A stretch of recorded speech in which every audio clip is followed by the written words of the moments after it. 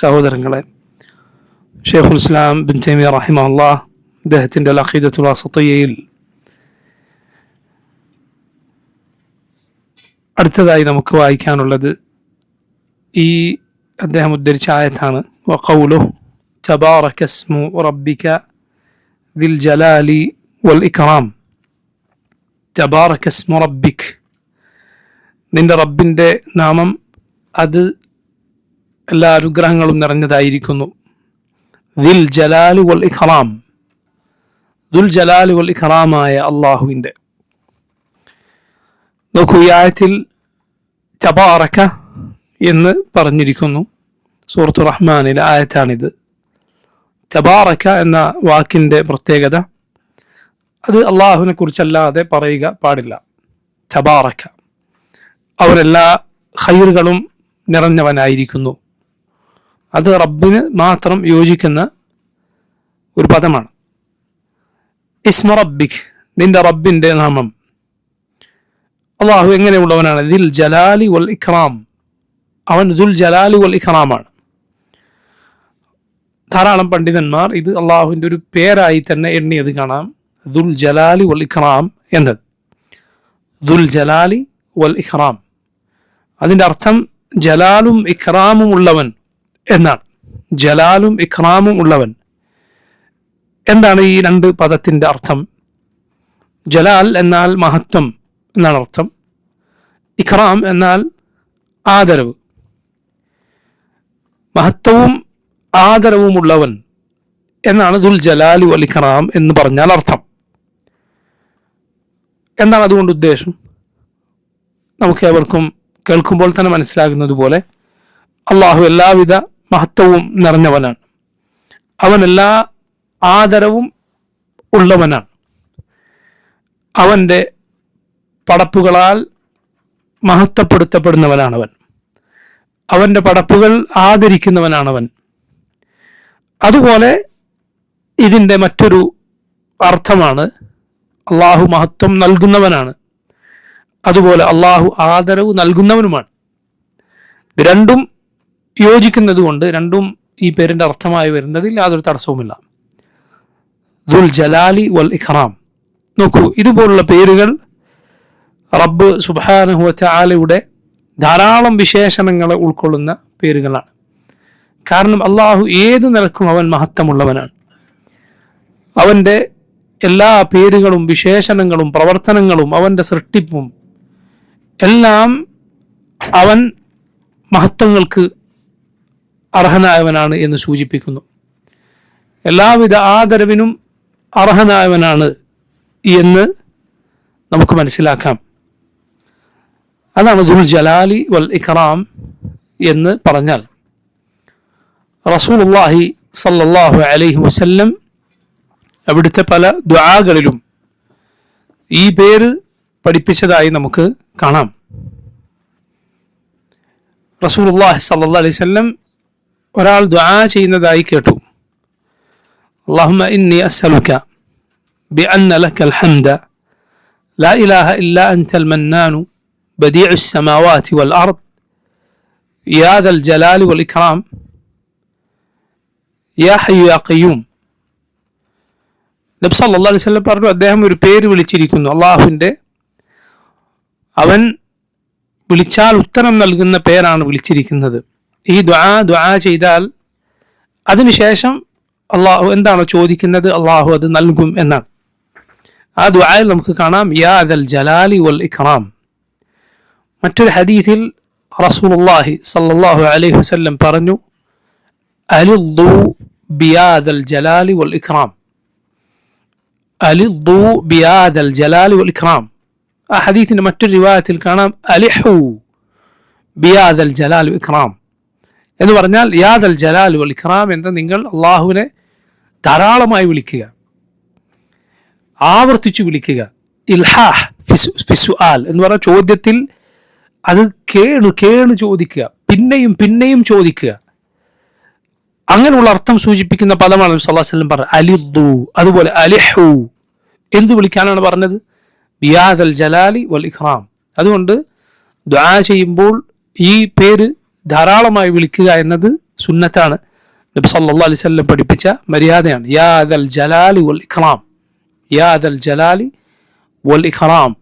അല്ലാഹു റബ്ബുൽ ആലമീൻ അവൻ എല്ലാ മഹത്വങ്ങളും എല്ലാ ആദരവുമുള്ളവനാണ്.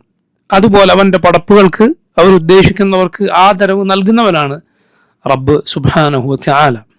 അള്ളാഹുവിനെ തഅദീം ചെയ്യുക, അള്ളാഹുവിനെ മഹത്വപ്പെടുത്തുക എന്നത് അള്ളാഹുവിൽ വിശ്വസിക്കുന്ന ഏതൊരാളുടെയും ബാധ്യതയാണ്. അള്ളാഹുവിനെ തഅദീം ചെയ്തിരിക്കണം. അവൻ്റെ ദീനിൻ്റെ ചിഹ്നങ്ങളെ ആദരിക്കുക അള്ളാഹുവിനോടുള്ള ആദരവിൻ്റെ ഭാഗമാണ്. അള്ളാഹു ഖുർആനിൽ പറഞ്ഞു, ذَلِكَ وَمَن يُعَظِّمْ شَعَائِرَ اللَّهِ فَإِنَّهَا مِن تَقْوَى الْقُلُوبِ. ذَلِكَ وَمَن يُعَظِّمْ شَعَائِرَ اللَّهِ, അള്ളാഹുവിൻ്റെ അടയാളങ്ങളെ ആദരിക്കുന്നുവോ فَإِنَّهَا مِن تَقْوَى الْقُلُوبِ, അത് ഹൃദയത്തിലെ തഖ്വയുടെ ഭാഗമാണ്. ദീനിൻ്റെ ചിഹ്നങ്ങളെ ആദരിക്കുക, അതിനോട് ബഹുമാനപൂർവ്വം പെരുമാറുക എന്നത് അള്ളാഹുവിനോടുള്ള ആദരവിൻ്റെ ഭാഗമാണ്. അള്ളാഹുവിനെ നമ്മൾ അങ്ങേയറ്റം മഹത്വപ്പെടുത്തുന്നു, അവൻ്റെ കെലിമത്തിനെ നമ്മൾ മഹത്വപ്പെടുത്തുന്നു. അതുകൊണ്ടാണ് ഖുർആൻ രേഖപ്പെടുത്തിയ മുസ്ഹഫിനെ ആദരിക്കണം എന്ന് പറയുന്നത്. അത് നിർബന്ധമാണ്. ആരെങ്കിലും ഒരാൾ കരുതിക്കൂട്ടി മുസ്ഹഫിനെ അപമാനിച്ചാൽ, കരുതിക്കൂട്ടി അവൻ അപമാനിക്കാൻ, ഇത് അപമാനമാണ്, അപമാനിക്കുന്ന പ്രവൃത്തിയാണ് എന്നവൻ അറിയാം, എന്നിട്ട് ആ പ്രവൃത്തി ചെയ്താൽ അവൻ ആ പ്രവൃത്തിയോടെ ഇസ്ലാമിൽ നിന്ന് പുറത്തു പോകും. ഉദാഹരണത്തിന് ഒരാൾ നഅൂദു ബില്ലാഹ് മുസ്ഹഫിൻ്റെ മുകളിൽ ചവിട്ടി കയറി നിൽക്കുകയാണ്, അല്ലെങ്കിൽ മുസ്ഹഫ് എടുത്ത് നജസിലേക്കോ മറ്റോ വലിച്ചെറിയുകയാണ്. ആ പ്രവൃത്തി മാത്രം, അത് മാത്രം മതി അവൻ മുർത്തദ്ദായി ഇസ്ലാമിൽ നിന്ന് പുറത്തേക്ക് പോകാൻ. വേറൊന്നും പറയുകയോ ഒന്നും കരുതുകയോ ചെയ്തിട്ടില്ല എങ്കിലും ആ ഒരു പ്രവൃത്തി മാത്രം അവനെ ഇസ്ലാമിൽ നിന്ന് പുറത്താക്കി കളയും. നേരെ മറിച്ച് ഒരാൾ മുസ്ഹഫിനെ ആദരിക്കുകയും ബഹുമാനിക്കുകയും ചെയ്യണം. അള്ളാഹുവിനോടുള്ള അവൻ്റെ ദീനിനോടുള്ള തഅദീമിൻ്റെ ഭാഗമാണത്. അതിൽപ്പെട്ടതാണ് മുസ്ഹഫുമായി ബന്ധപ്പെട്ട ധാരാളം അദബുകൾ പണ്ഡിതന്മാർ പഠിപ്പിച്ചത് കാണാം. ഖുർആൻ അത് ഖുർആൻ രേഖപ്പെടുത്തിയ മുസ്ഹഫ് അത് മറ്റു പുസ്തകങ്ങളുടെ അടിയിൽ വെക്കുക പാടില്ല, അതിൻ്റെ മുകളിൽ അതല്ലാത്ത പുസ്തകങ്ങൾ വെക്കുക പാടില്ല. അതുപോലെ അത് കൈകാര്യം ചെയ്യുമ്പോൾ, അത് മറിക്കുമ്പോഴും മറ്റുമൊക്കെ സൂക്ഷ്മത പുലർത്തേണ്ടതുണ്ട്. തറയിൽ വെക്കരുത്, തറയിൽ വെക്കുക പാടില്ലാത്തതാണ്. അതല്ല എങ്കിൽ മറ്റുള്ള എന്തെങ്കിലും പുസ്തകങ്ങൾ കൊണ്ട് നമ്മൾ ചെയ്യുന്ന കാര്യങ്ങൾ, ഉദാഹരണത്തിന് ഒരു പാത്രം മൂടി വെക്കുക, അതിന് മുസ്ഹഫ് ഉപയോഗിക്കരുത്, അതിന് മുസ്ഹഫ് ഉപയോഗിക്കാൻ പാടില്ല. അത് മുസ്ഹഫിനോടുള്ള അനാദരവാണ്. ഞാൻ പറഞ്ഞത് ചില കാര്യങ്ങൾ അനാദരവാകുമോ അല്ലേ എന്നതിൽ ആളുകൾക്ക് അവ്യക്തത ഉണ്ടാകും. അങ്ങനെയുള്ളത് ഒരാൾ അറിയാതെ ചെയ്താൽ കാഫറായി പോയി എന്നല്ല ഞാൻ പറഞ്ഞത്. മറിച്ച് അനാദരിക്കലാണ്, അപമാനിക്കലാണ് എന്ന് ആർക്കും അറിയാവുന്ന കാര്യങ്ങൾ ഒരാൾ കരുതി കൂട്ടി ചെയ്താൽ ഇസ്ലാം ഒന്ന് പുറത്തു പോകും. അതുപെട്ടാണ് അതിൽ ചവിട്ടി നിൽക്കുക, അല്ലെങ്കിൽ അത് മ്ലേച്ഛമായ സ്ഥലത്തേക്ക് ഇട്ട് കളയുക എന്നത് പാടില്ല.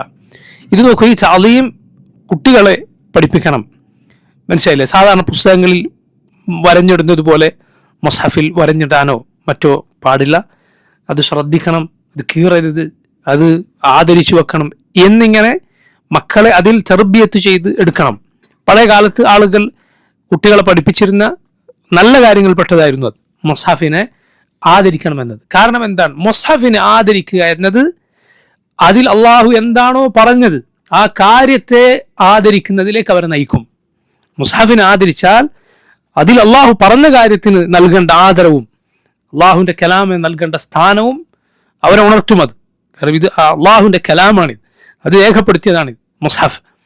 അത് അനാദരിക്കാൻ പാടില്ല എന്ന ബോധമുണ്ടാകണം. മാത്രമല്ല, അതിനെ അനാദരിച്ച് കളയുന്ന വല്ലതും ആരെങ്കിലും ചെയ്താൽ അതിനെ അനാദരിക്കാൻ വേണ്ടി അത് കത്തിച്ച് കളയുക കുഫാറുകൾ പലരും ചെയ്യുന്ന, മുസ്ലിമീങ്ങളെ പ്രകോപിപ്പിക്കാൻ വേണ്ടി ചെയ്യുന്ന കാര്യങ്ങളിലൊന്നാണ്. അതിനെ അനാദരിക്കാൻ വേണ്ടി ചെയ്യുകയാണത്. മനസ്സിലായില്ലേ? പരസ്യമായി കത്തിച്ചു കളയുക, അതുപോലുള്ള വല്ലതും ചെയ്യുക. ഇങ്ങനെയുള്ള സംഭവങ്ങൾ കേട്ടാൽ മുസ്ലിമിന് വേദന ഉണ്ടാകണം, അതിലൊരു പ്രയാസം ഉണ്ടാകണം. ഖുർആനോട് ചെയ്യുന്ന തഅദീമിൻ്റെ ഭാഗമാണ്. റസൂലുള്ളാഹി സ്വല്ലല്ലാഹു അലൈഹി വസല്ലം അത് അനാദരിക്കപ്പെടുന്ന സ്ഥലത്തേക്ക് കൊണ്ടുപോകുന്നത് പോലും വിലക്കിയത് കാണാം. അനാദരിക്കപ്പെടുന്ന ഒരു നാട്ടിൽ ചെന്നാൽ ഖുർആൻ അനാദരിക്കപ്പെടുമെന്ന് കണ്ടാൽ അത് കൊണ്ടുപോകരുത് എന്നാണ്. അതുപോലെ അത് സ്പർശിക്കാൻ വുദൂ ഉണ്ടായിരിക്കണമെന്നാണ് സഹിഹായ ഖൗൽ. മുസ്ഹഫാണോ എന്തുവാണോ അത് സ്പർശിക്കാൻ വുദൂ ചെയ്യണം.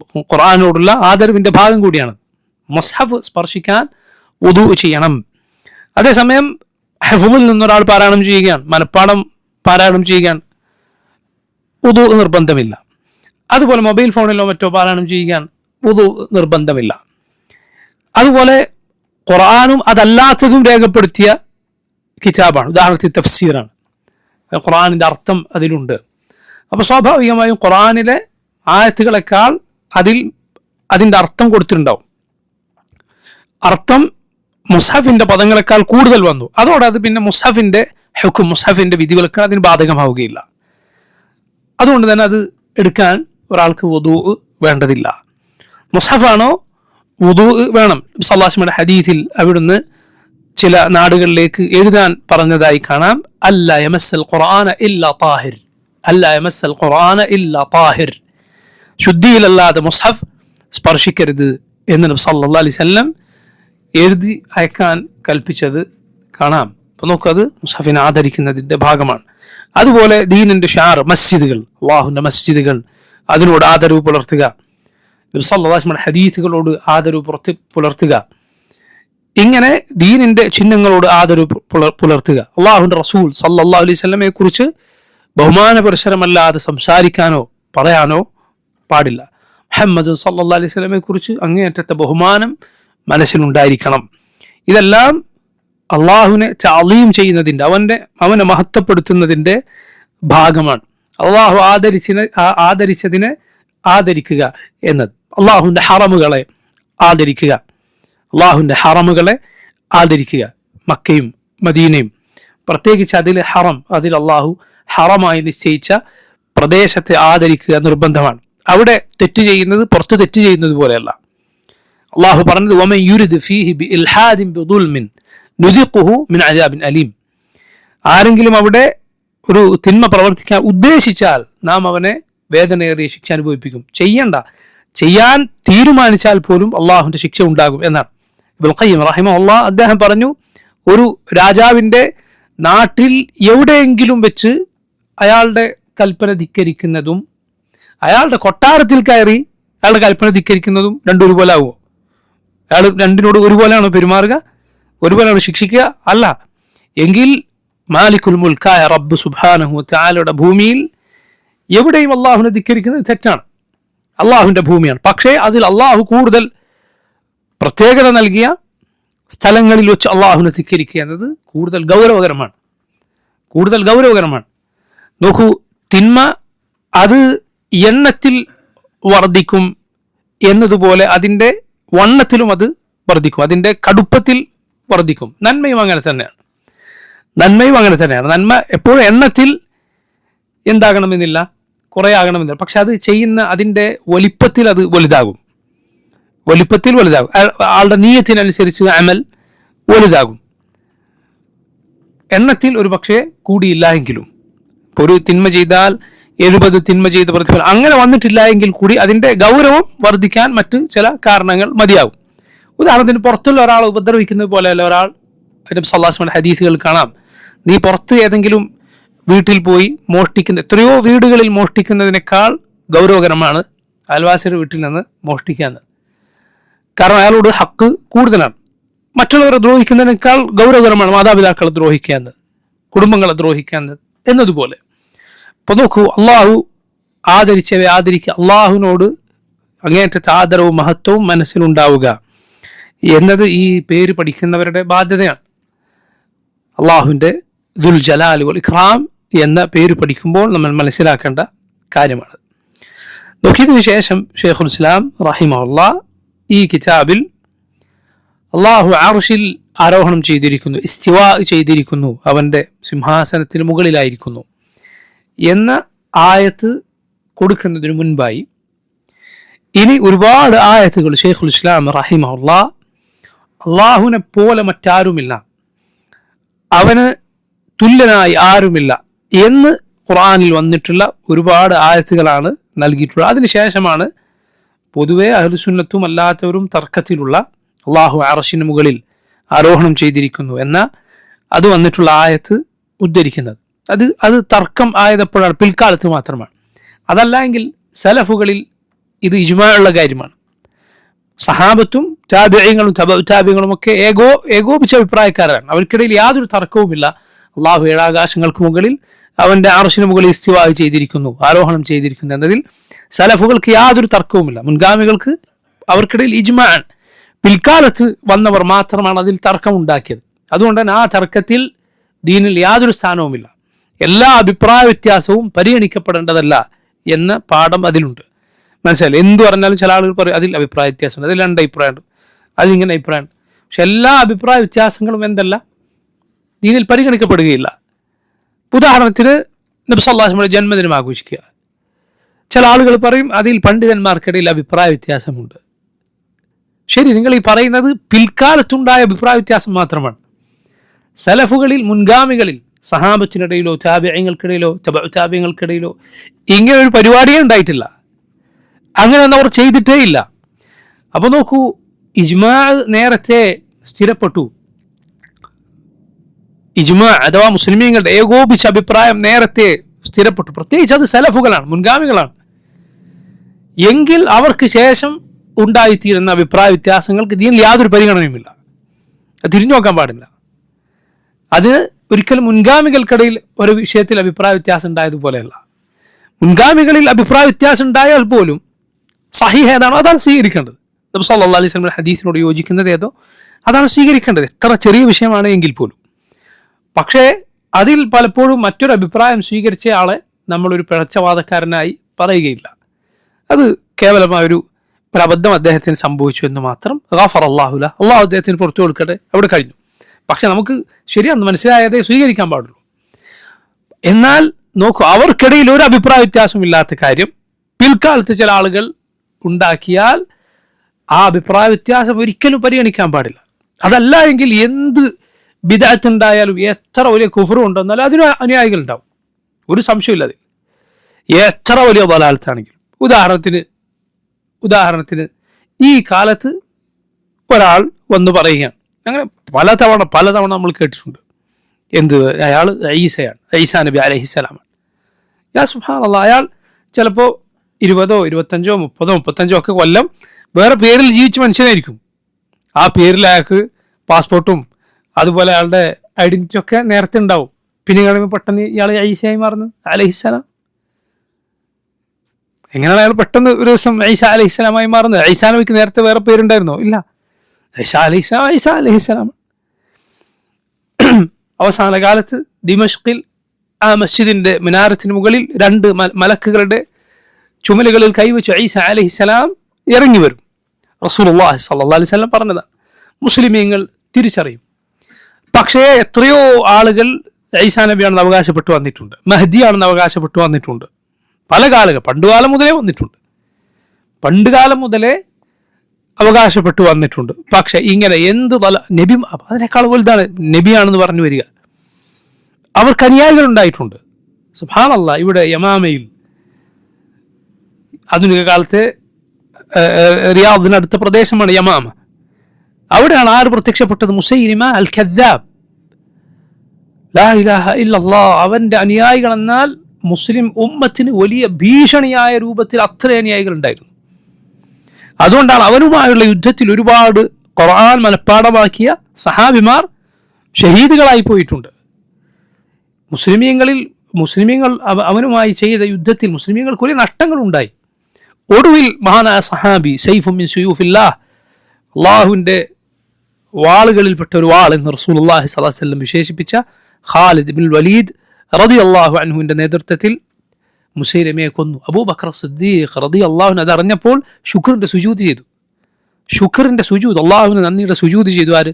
അബൂബക്കർ സിദ്ദീഖ് റളിയല്ലാഹു അൻഹു. കാരണം അവൻ ഉണ്ടാക്കിയ ഫിത്ന ചില്ലറയായിരുന്നില്ല. മുഹമ്മദ് സല്ലല്ലാഹു അലൈഹി വസല്ലമയുടെ കാലത്ത് അവൻ ജീവിച്ചിരുന്നിരുന്നു. ആ കാലത്ത് തന്നെ അവൻ നബിയാണെന്ന് അവകാശപ്പെട്ടിരുന്നു. അള്ളാഹുവിന്റെ റസൂൽ സല്ലല്ലാഹു അലൈഹി വസല്ലം അവനെ കദ്ദാബ് എന്ന് പറഞ്ഞു. എന്നിട്ടും നബിയുടെ വഫാത്തിന് ശേഷം അവനെ പിൻപറ്റാൻ ആളുകൾ ഉണ്ടായെങ്കിൽ നിങ്ങൾ ചിന്തിച്ചു നോക്ക്. എത്ര വലിയ ബലാലത്ത് വന്നാലും അതിന് പിന്നാലെ പോകാൻ ആളുകൾ ഉണ്ടാവും. എത്ര വലിയ ബലാലത്ത് പറഞ്ഞ മസീഹുദ് ദജ്ജാൽ അവസാന കാലത്ത് വന്നാൽ എത്ര ആളുകളാണ് അവൻ്റെ പിന്നാലെ പോവുക? റബ്ബാണെന്നാണ് അവൻ അവകാശപ്പെടുക. അവൻ്റെ ഒരു കണ്ണ് അത് പൊയ്പോയ കണ്ണാണ്, ഒരു കണ്ണിന് കാഴ്ച ഇല്ല. സ്വന്തം മുഖത്ത് എല്ലാവർക്കും കാണാവുന്ന രൂപത്തിൽ കണ്ണ് കേടായിട്ട് അവൻ അത് ശരിയാക്കാൻ പറ്റുന്നില്ല. ഇതാളുകളൊക്കെ കാണുന്നുണ്ട്. പക്ഷെ എന്നിട്ട് അതുപോലും ചിന്തിക്കാതെ ആളുകൾ അവൻ്റെ പിന്നാലെ കൂടും. പണ്ഡിതന്മാർ പറഞ്ഞത് എത്ര സത്യമാണ്. ഒരാൾ വഴികേടിൽ വലാലത്തിൽ അകപ്പെട്ടു എന്നതിനെക്കുറിച്ച് നീ അത്ഭുതപ്പെടണ്ട. ഈ ആളുകളൊക്കെ എങ്ങനെ വഴിതെറ്റിപ്പോയി എന്നതിൽ നീ അത്ഭുതപ്പെടണ്ട. ഹിദായത്തിലായവർ എങ്ങനെ ഹിദായത്ത് കിട്ടി അതിലാണ് നീ അത്ഭുതപ്പെടേണ്ടത്. എങ്ങനെ ജനങ്ങൾ നന്നായി എന്നുള്ളതിനാണ് നീ അത്ഭുതപ്പെടേണ്ടത്. കാരണം വലാലത്തിൽ ആളുകൾ അകപ്പെടുക എന്നത് അത്രയും വ്യാപകമായ ഒരു കാര്യമാണ്. ഹിദായത്താണ് അസീസായ അള്ളാഹുവിൻ്റെ വലിയ തൗഫീഖ് കൊണ്ട് ലഭിക്കുന്ന കാര്യം. വലാലത്ത് മനുഷ്യൻ്റെ അവസ്ഥ അങ്ങനെ തന്നെ. അവൻ ബലൂമും ജഹൂലുമാണ്. അള്ളാഹു പറഞ്ഞതുപോലെ മനുഷ്യൻ അവൻ ബലൂമാണ്, അവൻ അക്രമമാണ് അവൻ്റെ സ്വഭാവം. ജഹൂലാണ്, വിവരക്കേടാണ് അവൻ്റെ സ്വഭാവം. ഇത് രണ്ടിൻ്റെ മറുവശം എന്താണ്? ഇൽമാണ്, അറിവും അതുപോലെ നീതിയുമാണ്. അറിവും നീതിയുമാണ് അതിൻ്റെ മറുവശം. മനസ്സിലല്ലേ? അതുകൊണ്ടാണ് നബിമാർ വന്നിട്ട് എന്തു പഠിപ്പിച്ചത്? യുഅല്ലിമുഹുൽ കിതാബ വൽ ഹിക്മ, കിതാബും ഹിക്മത്തും പഠിപ്പിച്ചത്. ആ കിതാബ്, അതിലെ ഇൽമ്, അത് ആണ് അവനെ ജഹലിൽ നിന്ന് രക്ഷപ്പെടുത്തുന്നത്. ആ ഹിക്മത്ത് ഓരോന്നും അതിൻ്റെ സ്ഥാനത്ത് വെക്കുക, അതാണ് അവനെ ദുൽമിൽ നിന്ന് രക്ഷപ്പെടുത്തുന്നത്. അല്ലെങ്കിൽ മനുഷ്യന്റെ അവസ്ഥ ഇതാണ്. അള്ളാഹു പറഞ്ഞതുപോലെ ഇന്ന അറദ്നൽ അമാനത അല സമാവാതി വൽ അർദി വൽ ജിബാലി ഫഅബൈന അൻ യഹ്മിൽനഹ വഅഷ്ഫഖ്ന മിൻഹ വഹമലഹ അൽ ഇൻസാൻ ഇന്നഹു കാന ളലൂമൻ ജഹൂല. ഈ അമാനത്ത് നാം ആകാശങ്ങളെ, പർവ്വതങ്ങളെ, ഭൂമിയൊക്കെ കാണിച്ചു കൊടുത്ത് ഏറ്റെടുക്കാൻ അവരൊന്നും ഏറ്റെടുക്കാൻ തയ്യാറായില്ല. മനുഷ്യൻ അത് ഏറ്റെടുത്തു. പക്ഷെ അവൻ ളലൂമും ജഹൂലുമാണ് എന്ന് അള്ളാഹു പറയുകയുണ്ടായി. അവൻ അക്രമിയും വിവരം കെട്ടവനുമാണ്. അതാണ് മനുഷ്യന്റെ സ്വഭാവം, അള്ളാഹു കാത്തില്ല എങ്കിൽ.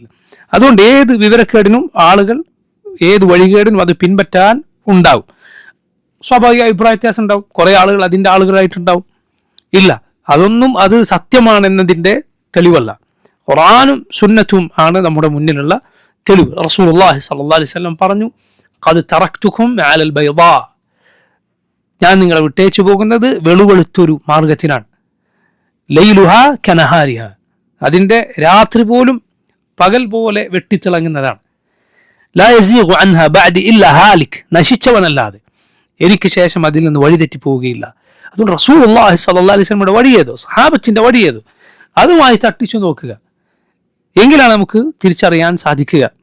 അത് എല്ലാ കാലത്തും നമ്മൾ ശ്രദ്ധിക്കേണ്ട കാര്യമാണ്. പിൽക്കാലത്തുണ്ടായ മുൻഗാമികളുടെ ഇജ്മാ കഴിഞ്ഞ്, അവരുടെ ഏകാഭിപ്രായം കഴിഞ്ഞ് പിന്നീടുണ്ടായ ഒരു അഭിപ്രായ വ്യത്യാസത്തിനും അതിന് ദീനിൽ സ്ഥാനമില്ല. അവർ അതിൽ ഇജ്മായിലാണ്, അവർ ഏകോപിച്ച അഭിപ്രായക്കാരാണ്. അതിൽ ഒരു ഭിന്ന സ്വരം ഉണ്ടായിട്ടില്ല. പിന്നെ പിൽക്കാലത്തെ അഭിപ്രായ വ്യത്യാസം അതാരാകട്ടെ, അത് പറഞ്ഞിട്ട് വന്നാൽ യാതൊരു കാര്യവുമില്ല. അള്ളാഹുവിൻ്റെ അർശിൽ അവൻ ഇസ്തിവാ ചെയ്തിരിക്കുന്നു എന്നതിൽ മുൻഗാമികൾക്കൊരു തർക്കവുമില്ല. എന്നല്ല, അത് വിശ്വസിക്കാത്തവനെ അവർ കാഫറുകളുടെ കൂട്ടത്തിലാണ് എണ്ണിയത്. അള്ളാഹു 7 ആകാശങ്ങൾക്ക് മുകളിൽ അവൻ്റെ അർശിൽ ഇസ്തിവാ ചെയ്തിരിക്കുന്നു എന്നതിനെ നിഷേധിച്ചാൽ മുൻഗാമികൾ അവൻ ഇസ്ലാം എന്ന് പുറത്തായിട്ടാണ് എണ്ണിയിരുന്നത്. വധശിക്ഷയ്ക്ക് വിധിച്ചിരുന്നു മുൻഗാമികൾ. ലാ ഇലാഹ ഇല്ലല്ലാഹ്. അപ്പോൾ നോക്കൂ, ആ ഭാഗം വരുന്നതിന് മുമ്പ് ഷെയ്ഖുൽ ഇസ്ലാം ഇവിടെ അള്ളാഹു ഏകനാണ്, അവന് തുല്യനായി യാതൊന്നുമില്ല, ആരുമില്ല എന്ന് വന്നിട്ടുള്ള ആയത്തുകളാണ് ഉദ്ധരിച്ചിട്ടുള്ളത്. അതിലൊരു പാഠം എന്താണ്? അള്ളാഹുവിൻ്റെ ഏത് സിഫത്ത്, ഏത് വിശേഷണം നമ്മൾ വിശ്വസിക്കുന്നുണ്ടോ, ഖുർആൻ സുന്നത്തിന് വിശ്വസിക്കുന്നുണ്ടോ, അതിലൊക്കെ നമ്മുടെ അഖീദ എന്താണ്? ഇതൊന്നും ഒരു പടപ്പിനെയും പോലെയല്ല, അള്ളാഹുവിന് മാത്രം യോജിച്ചതാണ്. നോക്കൂ, ആദ്യത്തെ ആയത്ത് ഇതാണ്, സൂറത്തു മറിയമിലെ ആയത്ത്, സൂറത്തു മറിയമിലെ 65-ാമത്തെ ആയത്ത്. ഫഅബ്ദുഹു വസ്തബിർ ലിഇബാദതിഹി ഹൽ തഅലമു ലഹു സമീയ എന്നതാണ്. ഈ ആയത്തിന്റെ ഒരു ഭാഗം മാത്രമാണത്. അതിന്റെ മുന്നേ ഉള്ളത് എന്താണ്? റബ്ബിസ് സമാവാതി വൽ അർദി വമാ ബൈനഹുമാ ഫഅബ്ദുഹു വസ്തബിർ ലിഇബാദതിഹി ഹൽ തഅലമു ലഹു സമീയ. സൂറത്തു മറിയമിലെ ഈ ആയത്തിന്റെ പ്രത്യേകതയാണ്, ഈ ആയത്ത് 3 തൗഹീദും ഉൾക്കൊള്ളുന്ന ആയത്താണ് എന്നത്. തൗഹീദിന്റെ 3 ഇനങ്ങളും ഈ ആയത്തിലുണ്ട്. ഏതൊക്കെയാണ് തൗഹീദിന്റെ 3 ഇനങ്ങൾ? ഒന്ന് തൗഹീദുർ റുബൂബിയ്യ, അള്ളാഹു അവനാണ് റബ്ബ് എന്ന വിശ്വാസം. അവനാണ് റബ്ബ് എന്ന് പറഞ്ഞാൽ അവനാണ് സൃഷ്ടിച്ചത്, ജീവിപ്പിക്കുന്നത്, മരിപ്പിക്കുന്നത്, മഴ പെയ്യിപ്പിക്കുന്നത്, നിയന്ത്രിക്കുന്നത്, ഉപകാരോപദ്രവങ്ങൾ വരുത്തുന്നത്. ഇങ്ങനെ അള്ളാഹുവിൻ്റെ പ്രവർത്തനങ്ങളിൽ അവൻ ഏകനാണ് എന്ന വിശ്വാസമാണ് തൗഹീദ് അർ-റുബൂബിയ്യ. മറ്റൊരു രൂപത്തിൽ പറഞ്ഞാൽ അള്ളാഹുവിൻ്റെ പ്രവർത്തനങ്ങൾ അവൻ ഏകനാണ്. അതൊക്കെ അവൻ മാത്രമാണ് ചെയ്യുന്നത്. സൃഷ്ടിക്കുന്നത്, നിയന്ത്രിക്കുന്നത്, ജീവിപ്പിക്കുന്നത്, മരിപ്പിക്കുന്നത്, മഴ പെയ്യ്ക്കുന്നത്, ഉപകാരോപദ്രവങ്ങൾ വരുത്തുന്നത്, അതിൽ അവൻ ഏകനാണ്. വേറൊരു രൂപത്തിൽ പറഞ്ഞാൽ ഇത് ഇൽമിയായ തൗഹീദാണ്. ഇത് മുഴുവൻ നമ്മൾ പഠിക്കേണ്ട, മനസ്സിലാക്കി വെക്കേണ്ട തൗഹീദാണ്, തൗഹീദുർ റുബൂബിയ്യ. രണ്ടാമത്തേത് തൗഹീദുൽ ഉലൂഹിയ്യ, വേറൊരു പേരിൽ അറിയപ്പെടുന്നത് തൗഹീദുൽ ഇബാദ. തൗഹീദുൽ ഉലൂഹിയ്യ എന്നും പറയാം, അതുപോലെ തൗഹീദുൽ ഇബാദ. ഇബാദത്ത് അള്ളാഹുവിന് മാത്രമേ പാടുള്ളൂ. ഇത് നോക്കൂ, പടപ്പുകളുടെ പ്രവർത്തനങ്ങളിലെ തൗഹീദാണ്. പടപ്പുകൾ അവരുടെ പ്രവർത്തനങ്ങളിൽ അള്ളാഹുവിന് മാത്രമേ ഇബാദത്തുകൾ ചെയ്യാവൂ. തൗഹീദുർ റുബൂബിയ്യത്തോ അള്ളാഹുവിൻ്റെ പ്രവർത്തനങ്ങളിലെ തൗഹീദാണ്.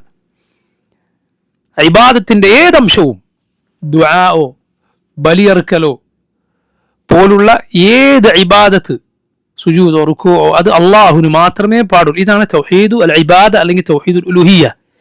ഇതായിരുന്നു അള്ളാഹുവിൻ്റെ നബിമാരും അവരുടെ എതിരാളികളും തമ്മിലുള്ള തർക്കം. മാത്രമല്ല ഏറ്റവും പ്രധാനപ്പെട്ടത് ഇതാണ്. അതുകൊണ്ടാണ് നോക്കൂ, അള്ളാഹുവിൻ്റെ റബ്ബ് എന്ന പേരിനേക്കാൾ ശ്രേഷ്ഠമായ പേര് ഏതാണ്? അള്ളാഹ് എന്ന പേരാണ്. കാരണം അള്ളാഹ് എന്ന പേരിലെ അർത്ഥം എന്താണ്? അൽ ഇലാഹ്, യഥാർത്ഥ ആരാധനക്കർഹൻ. അതാണ് ഷെയ്ഖുൽ ഇസ്ലാം റഹിമഹുല്ലാഹ് അദ്ദേഹം മജ്മൂഉ ഫതാവയിൽ തുടക്കത്തിൽ തന്നെ പറഞ്ഞു, അള്ളാഹു റബ്ബുൽ ആലമീൻ, അവൻ നിന്റെ റബ്ബാണ്. അത് നിനക്ക് ബോധ്യപ്പെടണം, അത് നീ അംഗീകരിക്കണം. ആ നിലക്ക് നീ അള്ളാഹുവിനെ ഇബാദത്ത് ചെയ്യണം. അതിനേക്കാൾ നീ ആവശ്യക്കാരനാണ്, അള്ളാഹു മാത്രമാണ് നിന്റെ ഇലാഹ് എന്ന കാര്യത്തിന്.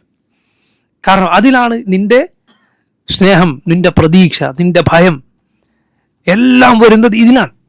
അതിനാണ് നമ്മൾ പടച്ചതന്നെ അതിനാണ്. വമാ ഖലഖ്തുൽ ജിന്ന വൽ ഇൻസ ഇല്ലാ ലിയഅ്ബുദൂൻ, എന്നെ ഇബാദത്ത് ചെയ്യാൻ വേണ്ടി അല്ലാതെ ഞാൻ ജിന്നിനെയും ഇൻസിനെയും പഠിച്ചിട്ടില്ല. ഏറ്റവും പ്രധാനപ്പെട്ട തൗഹീദ് അതാണ്. ലാ ഇലാഹ ഇല്ലല്ലാഹ് എന്ന കലിമത്ത് അറിയിക്കുന്നത് ഈ തൗഹീദാണ്. മനസ്സിലായില്ലേ? ഈ തൗഹീദിനുള്ള തെളിവായിട്ടാണ് അള്ളാഹു ആദ്യത്തെ തൗഹീദ് ഖുർആനിൽ പറഞ്ഞത്. അള്ളാഹുവാണ് റബ്ബ് എന്ന് നിങ്ങൾ വിശ്വസിക്കുന്നുണ്ടല്ലോ, എങ്കിൽ നിങ്ങൾ അവനെ മാത്രമേ ആരാധിക്കാവൂ. ആദ്യത്തെ തൗഹീദ് ഈ തൗഹീദിന്റെ തെളിവാണ്. ആദ്യത്തെ തൗഹീദ് അംഗീകരിച്ചോ ഒരാൾ എങ്കിൽ അവന് യഥാർത്ഥത്തിൽ ബുദ്ധി ഉണ്ട് എങ്കിൽ ഈ രണ്ടാമത്തെ തൗഹീദ് അംഗീകരിക്കാതെ അവന് തരമില്ല. അതുകൊണ്ടാണ് അള്ളാഹു മുശ്രിക്കുകളോട് പലതവണ ആദ്യത്തെ തൗഹീദ് പറഞ്ഞ് നിങ്ങൾ ഇത് വിശ്വസിക്കുന്നുണ്ടല്ലോ, പിന്നെ എങ്ങനെയാണ് നിങ്ങൾ തെറ്റിപ്പോകുന്നത്?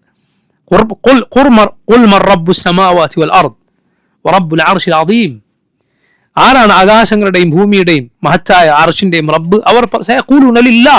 അവർ പറയും അള്ളാഹുവാണ്. അപ്പോൾ അവരോട് ചോദിക്കാൻ പറയാണ്, പിന്നെ എങ്ങനെയാണ് നിങ്ങൾ തെറ്റിപ്പോകുന്നത്? സുബ്ഹാനല്ലാഹ്. ആ തൗഹീദ് കൊണ്ട് ഈ തൗഹീദ് സ്ഥാപിക്കുകയാണ്. ഇതാണ് തൗഹീദു അൽ ഉലൂഹിയ്യ.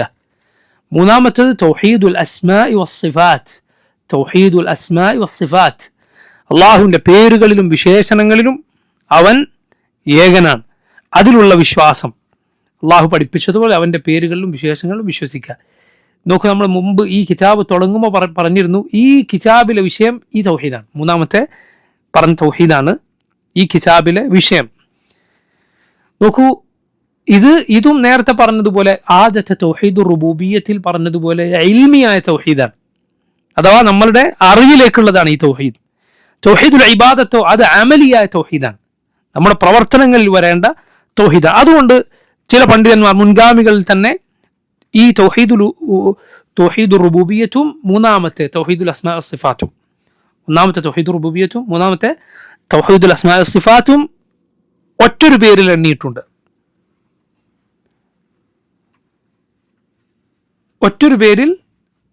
എണ്ണിയിട്ടുണ്ട്. അതെന്താണ്? അള്ളാഹുവിനെ അറിയേണ്ട, മനസ്സിലാക്കേണ്ട തൗഹീദ്, തൗഹീദുൽ മഅരിഫത്തി വൽ ഇസ്ബാത്ത്. തൗഹീദുൽ മഅരിഫത്തി വൽ ഇസ്ബാത്ത്, അള്ളാഹുവിനെ കുറിച്ച് അറിയുക, എന്നിട്ട് വിശ്വസിക്കേണ്ട കാര്യങ്ങൾ വിശ്വസിക്കുക, സ്ഥിരീകരിക്കേണ്ട ഒക്കെ സ്ഥിരീകരിക്കുക. അങ്ങനെ ഒരു തൗഹീദിൽ എന്തെണ്ണി? ഈ രണ്ടും എണ്ണി, തൗഹീദുർ റുബൂബിയ്യത്തും തൗഹീദുൽ അസ്മാ വസ്സിഫാത്ത്. കാരണം എന്താ? രണ്ടും അറിയാനും മനസ്സിലാക്കാനുള്ളതാണ്. അള്ളാഹുവിൻ്റെ പേരുകൾ, അവൻ്റെ പ്രവർത്തനങ്ങൾ, അതിൽ അവൻ ഏകനാണ്, അവൻ്റെ വിശേഷണങ്ങൾ, അതിലെണ്ണി തൗഹീദുൽ മഅരിഫത്തി വൽ ഇസ്ബാത്ത്. എന്നിട്ട് തൗഹീദുൽ ഇബാദത്തിനെ വേറെ തന്നെ എണ്ണി, അതിനവർ തൗഹീദുൽ ഖസ്ദി വൽ ഇറാദ എന്ന് പറഞ്ഞത് കാണാം. തൗഹീദുൽ ഖസ്ദി വൽ ഇറാദ, അഥവാ നമ്മൾ ചെയ്യേണ്ട, നമ്മൾ പ്രവർത്തിക്കേണ്ട തൗഹീദ് എന്ന നിലക്ക്. നിങ്ങൾ നോക്കൂ, നമ്മൾ മുമ്പ് പഠിച്ചിട്ടുള്ളതുപോലെ ഖുർആനിൽ നമ്മൾ ആവർത്തിച്ചു വന്ന 2 സൂറത്തുകളിലുള്ളത് ഈ 2 രൂപത്തിലാണ്. ഒന്ന് ഖുൽ ഹുവല്ലാഹു അഹദ്, ഒന്ന് ഖുൽ യാ അയ്യുഹൽ കാഫിറൂൻ. ഈ 2 സൂറത്തുകൾ എത്ര തവണ നമ്മൾ ആവർത്തിച്ചു വന്നത്? ഖുൽ ഹുവല്ലാഹു അഹദിലുള്ളത് തൗഹീദുൽ ഇൽമിയാണ്, പഠിക്കേണ്ട മനസ്സിലാക്കേണ്ട തൗഹീദാണ്. അല്ലാഹു ഏകനാണ്, സമതാണ്, അവന് ആശ്രയമായി അവനൊരാളുടെയും ആശ്രയം ആവശ്യമില്ല. അവൻ ഒരു സന്താനത്തെ ജനിപ്പിച്ചിട്ടില്ല, അവൻ ജനിച്ചുണ്ടായവനുമല്ല, അവനെപ്പോലെ ആരുമില്ല. ഇതെല്ലാം അറിയേണ്ട മനസ്സിലാക്കേണ്ട തൗഹീദാണ്. അതിൽ വന്നത് തൗഹീദ് റുബൂബിയ്യത്തും തൗഹീദ് അസ്മാഇ വസിഫാത്തുമാണ്. അല്ലാഹു റബ്ബാണെന്നതും അവന്റെ പേരുകളും വിശേഷണങ്ങളുമാണ്. എന്നാൽ ഖുൽ യാ അയ്യുഹൽ കാഫിറൂൻ എടുത്തു നോക്കി, അതിലുള്ളത് ഏത് തൗഹീദാണ്? തൗഹീദുൽ ഇബാദ, തൗഹീദുൽ ഉലൂഹിയ്യ, അല്ലെങ്കിൽ തൗഹീദുൽ അമലി, പ്രവർത്തനങ്ങളിൽ വരേണ്ട തൗഹീദ്. ഇബാദത്ത് അല്ലാഹ്ക്ക് മാത്രം, അല്ലാഹുക്ക് അല്ലാതെ ആരാധനയില്ല. നിങ്ങൾ നോക്കി, ഈ 2 തൗഹീദ് എടുത്താൽ കൂടുതൽ ആളുകൾ തെറ്റിപ്പോയത് ഏത് തൗഹീദിനാണ്? തൗഹീദുൽ ഇബാദത്തിനാണ്. അതുകൊണ്ട് നോക്കൂ, ശൈഖുൽ ഇസ്ലാം പറഞ്ഞു റഹിമഹുല്ലാഹ്, ഖുൽ ഹുവല്ലാഹു അഹദ് വളരെ ചുരുക്കിയിട്ടാണ്. എന്നാൽ ഖുൽ യാ അയ്യുഹൽ കാഫിറൂൻ ആവർത്തിച്ചിട്ടാണ്. ഖുൽ യാ അയ്യുഹൽ കാഫിറൂൻ ലാ അഅ്ബുദു മാ തഅ്ബുദൂൻ വലാ അൻതും ആബിദൂന മാ അഅ്ബുദു വലാ അന ആബിദുൻ മാ അബദ്തും വലാ അൻതും ആബിദൂന മാ അഅ്ബുദു ലക്കും ദീനുക്കും വലിയ ദീൻ. പറയൂ നബിയെ, യാ അയ്യുഹൽ കാഫിറൂൻ, അവിശ്വസിച്ചവരെ, കാഫിറുകളെ, ലാ അഅ്ബുദു മാ തഅ്ബുദൂൻ, നിങ്ങൾ ആരാധിക്കുന്നതിനെ ഞാൻ ആരാധിക്കുന്നില്ല. വലാ അൻതും ആബിദൂന മാ അഅ്ബുദ്, ഞാൻ ആരാധിക്കുന്ന റബ്ബിനെ നിങ്ങളും ആരാധിക്കുന്നില്ല. വലാ അന ആബിദുൻ മാ അബദ്തും, നിങ്ങൾ ആരാധിക്കുന്നതിനെ ഞാൻ ഇനിയൊട്ട് ആരാധിക്കാൻ പോകുന്നുമില്ല. വലാ അൻതും ആബിദൂന മാ അഅ്ബുദ്, ഇങ്ങനെയാണ് നിങ്ങളുടെ പോക്കെങ്കിൽ ഞാൻ ആരാധിക്കുന്ന റബ്ബിനെ നിങ്ങളും ആരാധിക്കാൻ പോകുന്നില്ല. ഞാൻ അതിൻ്റെ തഫ്സീറുകൾ, ഒരു തഫ്സീറിൻ്റെ അർത്ഥമാണ് പറഞ്ഞത്. എന്തുകൊണ്ട് ആവർത്തിച്ചു എന്നതിൽ വേറെയും തഫ്സീറുകളുണ്ട്. ലക്കും ദീനുക്കും വലിയ ദീൻ, നിങ്ങൾക്ക് നിങ്ങളുടെ ദീൻ എനിക്കെൻ്റെ ദീൻ, അഥവാ എൻ്റെ ദീനും നിങ്ങളുടെ ദീനും തമ്മിൽ യാതൊരു ബന്ധവുമില്ല. നിങ്ങൾക്ക് നിങ്ങളുടെ ദീൻ കൊണ്ട് നടക്കാൻ സ്വാതന്ത്ര്യമുണ്ട്, എനിക്കതിൽ യാതൊരു പ്രശ്നവുമില്ല എന്നല്ല അതിൻ്റെ അർത്ഥം. അത് സമരസപ്പെടലാണ്. ചില ആളുകൾ അങ്ങനെയാണ് ഇതിനർത്ഥം പറയുക. അല്ല, അള്ളാഹു നിങ്ങൾക്ക് അതിന് സ്വാതന്ത്ര്യം തന്നിട്ടില്ല, കാരണം അവൻ്റെ അടിമകളാണ് നിങ്ങൾ. അള്ളാഹുവിനോട് എനിക്കുള്ള ബാധ്യത പോലെ നിങ്ങൾക്കുമുണ്ട്. അവൻ നിങ്ങൾക്കിതിന് സ്വാതന്ത്ര്യം തന്നിട്ടില്ല, അവൻ നിങ്ങളിതിന് ശിക്ഷിക്കും. മറിച്ച് അതിലുള്ളത് ബറാഅത്താണ്. എനിക്ക് നിങ്ങളുടെ ദീനുമായി യാതൊരു ബന്ധവുമില്ല എന്നാണ് അതിൻ്റെ അർത്ഥം. ലക്കും ദീനുക്കും വലിയ ദീൻ, നിങ്ങൾക്ക് നിങ്ങളുടെ ദീൻ എനിക്കെൻ്റെ ദീൻ എന്നതാണ് അതിൻ്റെ അർത്ഥം. അതല്ല നിങ്ങളത് ചെയ്യുന്നതിൽ ഞാൻ സന്തുഷ്ടനാണ്. ചില ആളുകൾ പറയുന്നത് പോലെ നിങ്ങൾ ആചാരം ആചരിക്കുന്നതിൽ ഞങ്ങൾക്ക് സന്തോഷമേ ഉള്ളൂ എന്നുള്ളവർ പറയുന്നതാണ്. എന്തൊരു വിവരക്കാണെന്ന് ആലോചിച്ച് നോക്കി. ആരെങ്കിലും പറയോ ഒരു മോഷ്ടിച്ച് നടക്കുന്ന ഒരാളോട്, നീ ചെയ്യുന്ന പ്രവൃത്തിയിൽ ഞാൻ വളരെ സന്തുഷ്ടനാണ്, അല്ലെങ്കിൽ മറ്റെന്തെങ്കിലും തിന്മകൾ, ആ തിന്മകളുടെ പേരെടുത്ത് പറയും, നിങ്ങൾ എന്തെങ്കിലും തിന്മകളെ കുറിച്ച് ചിന്തിച്ച് നോക്കി, നീ അത് ചെയ്യുന്നത് ഞാൻ സന്തുഷ്ടനാണ് എന്ന് ആര് പറയും? ആരാണ് പറയുക? എങ്കിൽ സുബ്ഹാൻ അല്ലാഹു റബ്ബുൽ ആലമീൻ വിലക്കിയ കാര്യങ്ങളിൽ ഏറ്റവും വലുത് ശിർക്കാണ്, അവനിൽ പങ്കു ചേർക്കലാണ്. എങ്ങനെയാണ് അതൊരാൾ ചെയ്യുന്നതിൽ ഞാൻ തൃപ്തനാണ്, ഞാൻ സംതൃപ്തനാണ്, അല്ലെങ്കിൽ ഞാൻ സന്തുഷ്ടനാണ് ഒരു മുസ്ലിമിന് പറയാൻ സാധിക്കുക? അല്ല, ഞാൻ പ്രയാസത്തിലാണ് നിങ്ങൾ ഈ ചെയ്യുന്നതിൽ. ലക്കും ദീനുക്കും വലിയ ദീൻ, നിങ്ങൾക്ക് നിങ്ങളുടെ ദീൻ എനിക്കെൻ്റെ ദീൻ. ആവർത്തിച്ച് പറഞ്ഞു നോക്കി ഖുൽ യാ അയ്യുഹൽ കാഫിറൂനിൽ. എന്തുകൊണ്ടാണ്? കാരണം ഇതിലാണ് കൂടുതൽ ആൾക്ക് പ്രശ്നം പറ്റിയത്. നേരത്തെ പറഞ്ഞ തൗഹീദ് പല ആളുകൾക്കും പ്രശ്നമില്ലാത്തതാണ്. അള്ളാഹു ഏകനാണ്, അവനാണ് എല്ലാം തരുന്നത്. നേരം വെളുത്തിട്ട് ഇരുട്ടുന്നത് പോലെ 100 തവണ അള്ളാഹു അല്ലാത്തവരെ വിളിച്ച് പ്രാർത്ഥിക്കുന്നവനും ചിലപ്പോൾ അത് പറഞ്ഞാൽ അവന് യാതൊരു പ്രശ്നം ഉണ്ടാവില്ല. അള്ളാഹു ഏകനാണ്, അള്ളാഹുവിനാണ് നമുക്കൊക്കെ തരുന്നത്. ഇങ്ങോട്ട് റബ്ബ് തരുന്നതിൽ അവന് തർക്കമില്ല, പ്രശ്നമില്ല. അള്ളാഹ് തന്നെയാണ് എല്ലാം തരുന്നത്. പക്ഷെ നീ അങ്ങോട്ട് കൊടുക്കേണ്ടത് അള്ളാഹ്ക്ക് മാത്രമെന്ന് പറയുമ്പോൾ അവനതിൽ പ്രശ്നം ഉണ്ടാക്കും, അവനതിൽ യോജിക്കാൻ സാധിക്കുന്നില്ല. നോക്കൂ, ഈ 2 തൗഹീദ് കൊണ്ട് തുടങ്ങുന്ന ഈ സൂറത്തുകൾ എത്ര തവണയാണ് നമ്മൾ ആവർത്തിക്കുന്നത്? അല്ലാഹു അക്ബർ, അല്ലാഹു അക്ബർ. ഷെയ്ഖുൽ ഇസ്ലാം പറഞ്ഞു, ഒരു മുസ്ലിമിൻ്റെ ജീവിതം ഉദ്ഘാടനം ചെയ്യുന്നതും ഒരു ദിവസത്തെ അമൽ ഉദ്ഘാടനം ചെയ്യുന്നതും അതിൻ്റെ സമാപനവും ഈ 2 സൂറത്തുകൊണ്ടാണ്. ഫജ്റിന് മുമ്പുള്ള, സുബ്ഹിന് മുമ്പുള്ള സുന്നത്ത് നിസ്കാരത്തിൽ ഈ 2 സൂറത്ത് ഓതൽ സുന്നത്താണ്. ആദ്യം ഖുൽ യാ അയ്യുഹൽ കാഫിറൂൻ, രണ്ടാമത്തെ റക്അത്തിൽ ഖുൽ ഹുവല്ലാഹു അഹദ്, ഫാത്തിഹയ്ക്ക് ശേഷം. അവസാനം രാത്രി നിസ്കാരമൊക്കെ കഴിഞ്ഞ് വിത്റിൽ അവസാനം ഇത് സുന്നത്താണ്. ഖുൽ യാ അയ്യുഹൽ കാഫിറൂൻ അവസാനം ഖുൽ ഹുവല്ലാഹു അഹദ്. അമൽ തുടങ്ങുന്ന അവസാനിക്കുന്ന ഈ 2 തൗഹീദ് പറഞ്ഞിട്ടാണ്. പിന്നെ ഏതെല്ലാം സന്ദർഭങ്ങൾ മഗ്‌രിബിന് ശേഷമുള്ള സുന്നത്ത് നിസ്കാരത്തിൽ ഈ 2 സൂറത്തുകൾ ഓതുക സുന്നത്താണ്. അതുപോലെ കഅബ തവാഫ് ചെയ്തു കഴിഞ്ഞാൽ മഖാം ഇബ്രാഹിമിന്റെ പിന്നിലുള്ള നിസ്കാരത്തിൽ 2 റക്അത്തുകളിൽ ഓരോന്നിൽ ഈ സൂറത്തുകൾ ഓതുക സുന്നത്താണ്. അതുപോലെ ഉറങ്ങാൻ കിടക്കുമ്പോൾ ഈ 2 സൂറത്തുകളും സുന്നത്താണ്.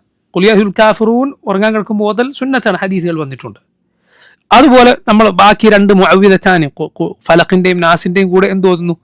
ഖുൽ ഹുവല്ലാഹു അഹദ് ഓതുന്നു. അതുപോലെ ശരീരത്തിൽ കയ്യിലൂതി ശരീരത്തിൽ തടവുന്നു. എത്ര തവണയാണ് ഈ സൂറത്തുകൾ ആവർത്തിക്കുന്നതെന്ന് ചിന്തിച്ചു നോക്കി. 2 തൗഹീദ് പഠിപ്പിക്കപ്പെട്ട സൂറത്ത്, ഒന്നിൽ ഇൽമിയായ തൗഹീദാണുള്ളത് ഇഖ്ലാസിൽ ഖുൽ ഹുവല്ലാഹു അഹദിൽ. ഖുൽ യാ അയ്യുഹൽ കാഫിറൂനിൽ ഏത് തൗഹീദാണുള്ളത്? തൗഹീദുൽ അമലി, അമലിലുള്ള തൗഹീദ്, അതാണ് തൗഹീദുൽ ഇബാദ. ഇൽമിയായ തൗഹീദിൽ പെട്ടതാണ് തൗഹീദുർ റുബൂബിയ്യത്തും തൗഹീദുൽ അസ്മാ വസിഫാത്തും. അത് അറിവാണ്, അള്ളാഹിനെ കുറിച്ച് പഠിക്കലും മനസ്സിലാക്കലും മനസ്സിൽ വിശ്വസിക്കലുമാണ്. ഇതാണ് അമലിൽ വരുന്നത് തൗഹീദുൽ ഇബാദ, അതാണ് അമലിൽ വരുന്ന തൗഹീദ്.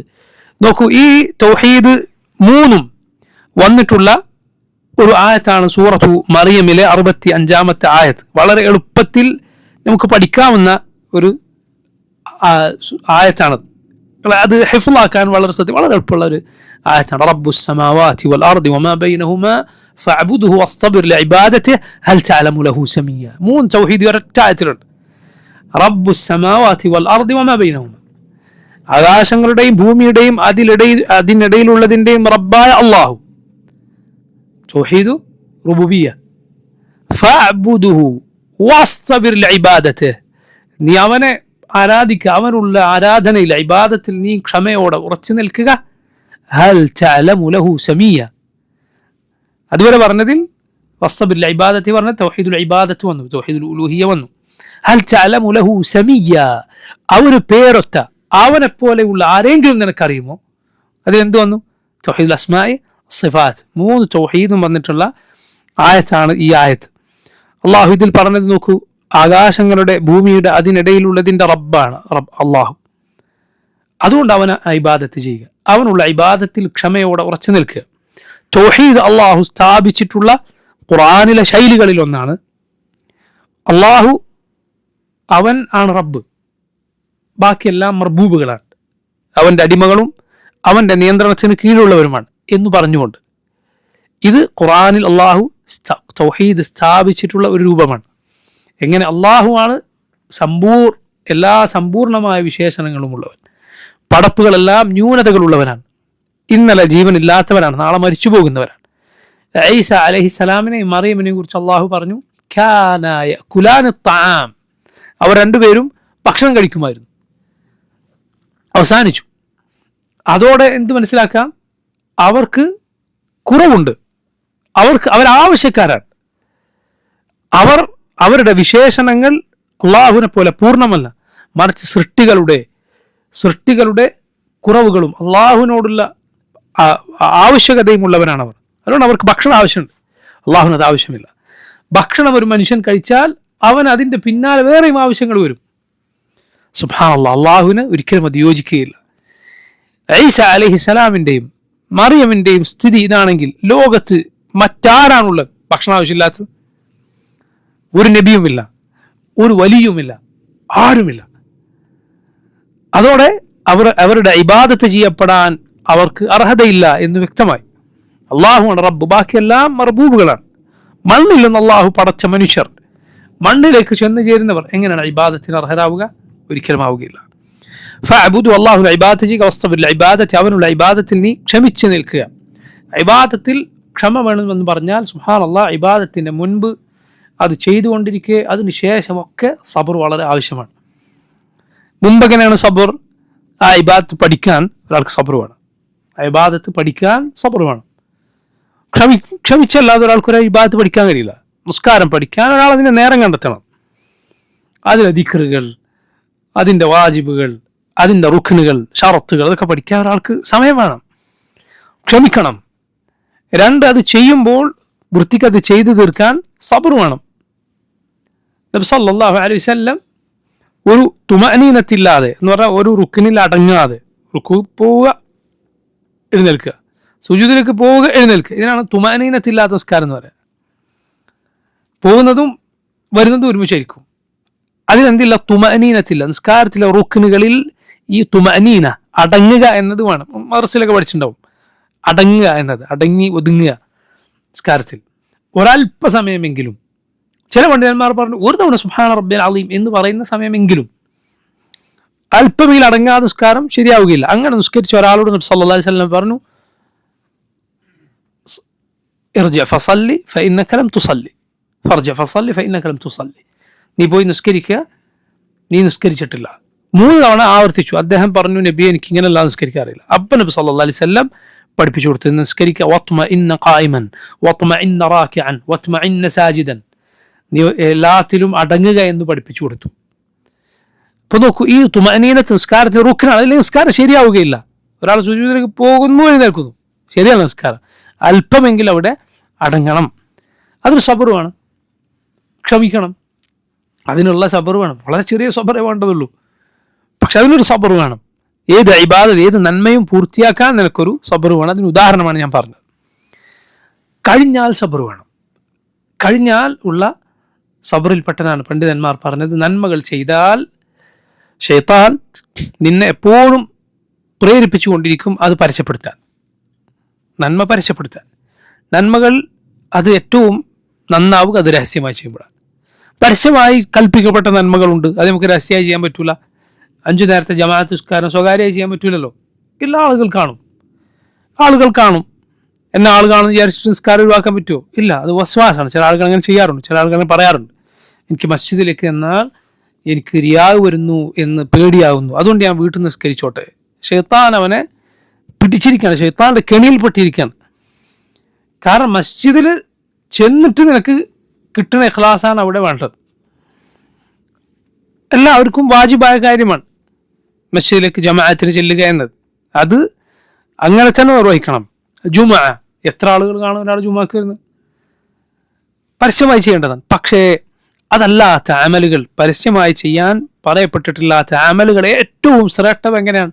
രഹസ്യമായി ചെയ്യലാണ്. 2 ഏടും തമ്മിൽ വലിയ വ്യത്യാസമുണ്ട്. പരസ്യമായി ചെയ്ത കർമ്മങ്ങളുടെ ഏടുകൾ, രഹസ്യമായി ചെയ്ത കർമ്മങ്ങളുടെ ഏടുകൾ, രണ്ടും തമ്മിൽ നല്ല വ്യത്യാസമുണ്ട്. ഒന്ന് ശ്രേഷ്ഠമായതാണ്, ആരും അറിയില്ല, നീ നിന്റെ റബ്ബ് മാത്രം. റസൂലുള്ളാഹി സ്വല്ലല്ലാഹു അലൈഹി വസല്ലം സുന്നത്ത് നിസ്കാരങ്ങൾ വരെ ഫർദിനോട് തൊട്ടിട്ടുള്ളതാണ്. പക്ഷേ വീട്ടിൽ ആണ് നബി സല്ലല്ലാഹു അലൈഹി വസല്ലം പൊതുവെ നിർവഹിച്ചിരുന്നത്. അതാണ് ശ്രേഷ്ഠം, കൂടുതൽ നല്ലത്. അതുകൊണ്ട് എത്ര അമൽ രഹസ്യമാക്കാൻ പറ്റുന്നോ അത് നല്ലതാണ്. പക്ഷേ ശൈത്താൻ ചെയ്യുമ്പോൾ നിനക്ക് നിന്റെ ഇഖ്ലാസിൽ പ്രശ്നം ഉണ്ടാക്കാൻ പറ്റിയിട്ടില്ലെങ്കിലും ചെയ്തു കഴിഞ്ഞാൽ വരും. എന്തിനു വേണ്ടി? പറയാൻ വേണ്ടി. പറയാൻ ചിലപ്പോൾ ചില ആളുകൾ നേർക്കേറെ പറയില്ല, വളഞ്ഞ വഴിക്ക് പറയും. ശൈത്താൻ പ്രേരിപ്പിക്കുന്നതാണ്. വളഞ്ഞ വഴിക്കെങ്കിൽ നീ ചെയ്ത അമൽ ആളെ അറിയിക്കാൻ, നീ കൊടുത്ത ദാനമോ, നീ രാത്രി നിസ്കരിച്ച നിസ്കാരമോ, നീ ഓതിത്തീർത്ത മുസ്ഹഫിൻ്റെ പേജുകളുടെ എണ്ണമോ, അല്ലെങ്കിൽ നീ പഠിച്ചതോ എന്തായിക്കോട്ടെ, ആളുകളെ അമലുകൾ അറിയിക്കാൻ ശൈത്താൻ പ്രേരിപ്പിക്കും. കാരണം ആളുകളെ അറിയുന്നതോടെ അത് രഹസ്യമായ അമലുകളുടെ ഏടിൽ നിന്ന് അപ്പുറത്തേക്ക് പോയി. ഇത് കൂടുതൽ ബലപ്പെട്ട അള്ളാഹുവിൽ വലിയ വിലയുള്ള അമലാണ് രഹസ്യം. കാരണം അതിൽ ഖലാസ് മുഴച്ചു, ഈമാൻ തെളിഞ്ഞു നിൽക്കുന്നു. കാരണം അള്ളാഹുവിൽ വിശ്വാസം ഇല്ലാത്ത ഒരാൾ എന്തിനു ചെയ്യണം? ഒരാളും കാണാനും ഒരു കുട്ടി അറിയില്ല, അള്ളാഹു അല്ലാതെ മറ്റാരും അറിയില്ല, എന്തിനു ചെയ്യണം? ഒരാളുടെ ഈമാൻ അത്രയും തിളങ്ങി നിൽക്കുന്ന അമലാണ് എന്ത്? രഹസ്യമായി ചെയ്യുന്ന അമലുകൾ. അതുകൊണ്ടാണ് അപകടഘട്ടങ്ങളിൽ വരെ അത് മുഖേന അള്ളാഹു സഹായിക്കും. ഗുഹയിൽ പണ്ടകപ്പെട്ട 3 ആളുകൾ, അവർ അള്ളാഹുവിനോട് എടുത്തു പറഞ്ഞ അമലുകൾ എന്തൊക്കെയാണ്? സുബ്ഹാനല്ലാഹ്, മാതാപിതാക്കൾക്ക് ഒരാൾ ചെയ്ത അമൽ, മറ്റൊരാൾ ഒരു സ്ത്രീയുമായി വിചാരത്തിൻ്റെ വക്കത്തെത്തി അത് ഉപേക്ഷിച്ചു, മറ്റൊരാൾ ഒരാളുടെ സമ്പത്ത് ഒരാൾക്ക് കൂലി കൊടുക്കാനുള്ളതാണ്, ആ കൂലി ആൾ വാങ്ങാൻ വന്നില്ല, അപ്പോൾ അതുകൊണ്ട് കുറേ കാലികളെ വാങ്ങി, അതങ്ങനെ വർദ്ധിച്ചു, സ്വത്ത് വളരെ വലുതായി. ഇയാൾ കുറെ കാലം കഴിഞ്ഞ് വന്നപ്പോൾ ഇതൊക്കെ കൊണ്ടുപോയിക്കോളൂ പറഞ്ഞു. അയാളുടെ പൈസ കൊണ്ട് ഉണ്ടായതൊക്കെ കൊടുത്തോളൂ എന്ന് പറഞ്ഞു. 3 പേരും ദുആ ചെയ്ത് എന്താണ്? അള്ളാഹുവേ, ഞാനിത് ചെയ്ത് നിനക്ക് വേണ്ടിയാണ് എന്ന് ആണ് നീ അറിയുന്നതെങ്കിൽ ഞങ്ങളെ രക്ഷപ്പെടുത്തണമെന്നാണ്. അതുകൊണ്ട് അള്ളാഹുവിന് മാത്രം ചെയ്യുന്ന അമലുകൾ മറ്റൊരാളതിൽ പങ്കുചേർന്നിട്ടില്ല എങ്കിൽ അതിൽ വളരെ വളരെ പ്രതിഫലമുണ്ട്. അങ്ങനെയുള്ള അമലുകൾ നമ്മൾ ഉണ്ടാക്കി വെക്കണം. നമ്മൾ ഏടിൽ അങ്ങനെയുള്ള അമലുകൾ ഉണ്ടാകണം, ഒരാളും അറിയാതെ അള്ളാഹ്ക്ക് വേണ്ടി മാത്രം ചെയ്തത്. അതിന് മാറ്റു കൂടുതലാണ്. അപ്പോൾ അതിൽ നിന്ന് ഇപ്പുറത്തേക്ക് കൊണ്ടുപോകാൻ ശൈത്താൻ ശ്രമിക്കും. അത് അവിടെ പിടിച്ചു നിൽക്കാനത് ബുദ്ധിമുട്ടുള്ള കാര്യമാണ്. നമ്മുടെ സലഫുകൾ വെറുത്തിരുന്ന കാര്യമാണ് സുബ്ഹാനല്ലാഹ്, ചെയ്തത് അറിയിക്കുക എന്നത് അത് നല്ലതല്ല. പക്ഷെ ലാ ഇലാഹ ഇല്ലല്ലാഹ് ചില ആളുകൾ എന്തുവരെ ചെയ്യാത്തത് ചെയ്തു എന്ന രൂപത്തിൽ ആളുകൾ ധരിക്കുമെങ്കിൽ അങ്ങനെ വിചാരിച്ചോട്ടെ വിചാരിക്കും. അള്ളാഹു ഖുർആനിൽ ആക്ഷേപിച്ചിട്ടുള്ള ആളുകളാണ്. ويحبون أن يحمدوا بما لم يفعلوا فلا تحسبنهم بمفازة من العذاب. ചില ആളുകൾ അവർ ചെയ്യാത്തതിൻ്റെ പേരിൽ പ്രശംസിക്കപ്പെടാൻ ആഗ്രഹിക്കുന്നു. അവർക്ക് ശിക്ഷയിൽ നിന്ന് അവർ രക്ഷപ്പെട്ടു എന്ന് നീ വിചാരിക്കരുത്. അള്ളാഹു പറഞ്ഞാണ് സൂറത്ത് ആല ഇമ്രാനിൽ, ചെയ്യാത്തതിൻ്റെ പേരിൽ പ്രശംസിക്കപ്പെടാൻ അവർ ആഗ്രഹിക്കുന്നു. സലഫുകൾ, മുൻഗാമികൾ, നിങ്ങൾ കേട്ടിട്ടില്ലേ, 3 കൂട്ടർക്ക് ഹിസാബും അദാബും ഇല്ലാതെ, വിചാരണയോ ശിക്ഷയോ ഇല്ലാതെ സ്വർഗമുണ്ട് എന്ന് പറഞ്ഞ ഹദീസ് ഉദ്ധരിച്ച താബിഈ, അദ്ദേഹം ആ ഹദീസ് പറയുന്ന ഒരു കഥയുണ്ട്. അദ്ദേഹത്തിന് ഒരു തേള് കടിച്ചു എന്നിട്ട് മന്ത്രിച്ച് അങ്ങനെ അത് പറഞ്ഞിട്ടാണ് ആ ഹദീസ് അങ്ങനെ പറയുന്നത്. അത് പറയുമ്പോൾ അദ്ദേഹം പറയുകയുണ്ടായി, ഞാൻ രാത്രി ഒരു നക്ഷത്രത്തെ ഇങ്ങനെ കാണുകയുണ്ടായി, ഒരു തീക്കൊള്ളി പോലെ. എന്നിട്ട് ഉടനെ അദ്ദേഹം പറയുകയാണെന്ത്, ഞാൻ രാത്രി നിസ്കരിക്കാൻ എണീച്ചാണെന്ന് നിങ്ങൾ വിചാരിക്കണ്ട, തേള് കടിച്ചിട്ടൊന്നും ഉറങ്ങാൻ പറ്റിയിട്ടില്ല, അങ്ങനെ എണീച്ചതാണ്. അപ്പോൾ നോക്കൂ, രാത്രി ഇങ്ങനെ കണ്ട കാര്യം പറയുമ്പോൾ ഞാൻ തഹജ്ജുദിന് എണീറ്റാണ് എന്ന് ആൾ വിചാരിച്ച് കണ്ട, അദ്ദേഹം അതിന് എണീറ്റല്ല. അപ്പോൾ ചെയ്യാത്തതിൻ്റെ പേരിൽ പ്രശംസിക്കപ്പെടണ്ട എന്ന് വിചാരിച്ച് അദ്ദേഹം പറയുകയാണെന്ത്, ഞാൻ ഇതിനെണീച്ചാട്ടോ, എനിക്ക് ശരീരത്തിൽ തേള് കടിച്ചിട്ട് ഉറങ്ങാൻ പറ്റാത്തതുകൊണ്ട് അന്ന് രാത്രി കണ്ടതാണ് എന്ന് പറയും. സുബ്ഹാനല്ലാഹ്, ചില ആളുകൾ അവരുടെ അമലുകൾ എങ്ങനെയെങ്കിലും പുറത്തേക്ക് പറയുന്നത് കാണാം. അത് പരമാവധി പറയാതിരിക്കുക, പറയാൻ ശൈത്താൻ പ്രേരിപ്പിക്കും. ഇത് ഇബാദത്തിലെ സബ്റാണെന്ന് പണ്ഡിതന്മാർ പറഞ്ഞു. ഫഅബ്ദുഹു വസ്തബിർ ലിഇബാദതിഹി, നീ അല്ലാഹുവിനെ ഇബാദത്ത് ചെയ്യുക, അവനുള്ള ഇബാദത്തിൽ നീ ക്ഷമയോടെ ഉറച്ചു നിൽക്കുക. ഹൽ തഅലമു ലഹു സമീയ, അവന് പേരൊറ്റ വല്ലവരെയും നിനക്കറിയുമോ? സമീ എന്ന് പറഞ്ഞാൽ ഒരർത്ഥാണ് ഞാൻ പറഞ്ഞത്, പേരൊത്ത ആൾ, അള്ളാഹുവിനെ പോലെ പേരുള്ള മറ്റാരുമില്ല. അതുപോലെ മറ്റൊരർത്ഥം സമീയിൻ്റെ അർത്ഥം നിദ്, മസീൽ എന്നൊക്കെ പറയുന്ന അർത്ഥമാണ്. അതായത് അള്ളാഹുവിന് സമനായ, അള്ളാഹുവിനെ പോലെയുള്ള വല്ലവരെയും നിനക്കറിയുമോ? ആരും തന്നെയില്ല, അള്ളാഹുവിന് തുല്യമായി ആരുമില്ല. അടുത്ത ആയത്ത് സൂറത്തുൽ ഇഖ്ലാസിലെ ആയത്ത്, നമുക്ക് എല്ലാവർക്കും അറിയുന്ന ആയത്ത്, വലം യകുല്ലഹു കുഫുവൻ അഹദ്, അള്ളാഹുവിന് കുഫുവായ ആരുമില്ല. കുഫു എന്ന് പറഞ്ഞാൽ ഒത്തയാൾ എന്നാണ്. അള്ളാഹുവിനെ പോലെ, അവന് സമനായി ആരുമില്ല.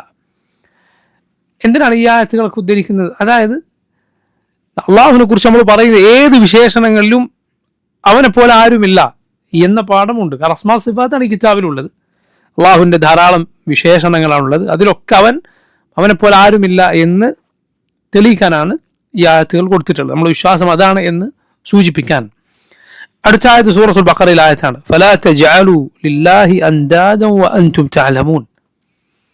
ഫലാ തജ്അലു ലില്ലാഹി അൻദാദ, നിങ്ങൾ അള്ളാഹുവിന് നിദ്ദുകളെ സങ്കല്പിച്ചുണ്ടാക്കരുത്. വഅൻതും തഅലമൂൻ, അറിഞ്ഞുകൊണ്ട്. ഖുർആനിലെ ആദ്യത്തെ വിലക്ക്, മുസ്ഹഫ് നമ്മൾ തുറന്നാൽ ആദ്യത്തെ നഹി, വിലക്ക് ഇതാണ്. ആദ്യത്തെ കൽപ്പനയോ ഇതിന് തൊട്ടുമ്പോഴായത്, യാ അയ്യുഹന്നാസ് ഉഅ്ബുദൂ റബ്ബക്കും, ഓ മനുഷ്യരെ, ഉഅ്ബുദൂ, നിങ്ങൾ ഇബാദത്ത് ചെയ്യുക, ആരാധിക്കുക, റബ്ബക്കും, നിങ്ങളുടെ റബ്ബിനെ. അതാണ് മുസ്ഹഫ് തുറന്നാൽ ആദ്യത്തെ അമ്ർ, ആദ്യത്തെ കൽപ്പന അതാണ് മുസ്ഹഫ് തുറന്നാൽ. സൂറത്തുൽ ഫാത്തിഹ കഴിഞ്ഞ് സൂറത്തുൽ ബഖറയിലെ 21-ാമത്തെ ആയത്താണ്, യാ അയ്യുഹന്നാസ് ഉഅ്ബുദൂ റബ്ബക്കും, ഓ മനുഷ്യരെ, നിങ്ങൾ നിങ്ങളുടെ റബ്ബിനെ ഇബാദത്ത് ചെയ്യുക. അല്ലദീ ഖലഖക്കും, നിങ്ങളെ സൃഷ്ടിച്ചവനായ, വല്ലദീന മിൻ ഖബ്ലിക്കും, നിങ്ങൾക്ക് മുമ്പുള്ളവരെ സൃഷ്ടിച്ചവനായ ആ റബ്ബിനെ ഇബാദത്ത് ചെയ്യുക. ലഅല്ലക്കും തത്തഖൂൻ, അല്ലാഹുവിൻ്റെ ശിക്ഷയെ നിങ്ങൾ തടുക്കുവാൻ, അതിൽ നിന്ന് രക്ഷപ്പെടാൻ വേണ്ടി. الذي جعل لكم الأرض فراشا والسماء بناء وأنزل من السماء ماء فأخرج به من الثمرات رزقا لكم باكيان فلا تجعلوا لله أندادا وأنتم تعلمون. അവനാണ് നിങ്ങൾക്ക് ഭൂമിയെ വിരിപ്പാക്കി തന്നത്, ആകാശത്തെ മേൽക്കൂരയാക്കി തന്നത്, നിങ്ങൾക്ക് മുകളിൽ നിന്ന് മഴ വർഷിപ്പിച്ചു തന്നത്, അത് മുഖേന നിങ്ങൾക്ക് തിന്നാനുള്ള കായികനികൾ ഉൽപ്പാദിപ്പിച്ചു തന്നത്. ഇതെല്ലാം അറിഞ്ഞുകൊണ്ട് അള്ളാഹുവിന് നിങ്ങൾ നിദ്ദുകളെ, സമന്മാരെ ഉണ്ടാക്കരുത്. ആദ്യത്തെ നഹി, വിലക്കിലാണ്. ഫലാ തജ്അലു ലില്ലാഹി അൻദാദ വഅൻതും തഅലമൂൻ.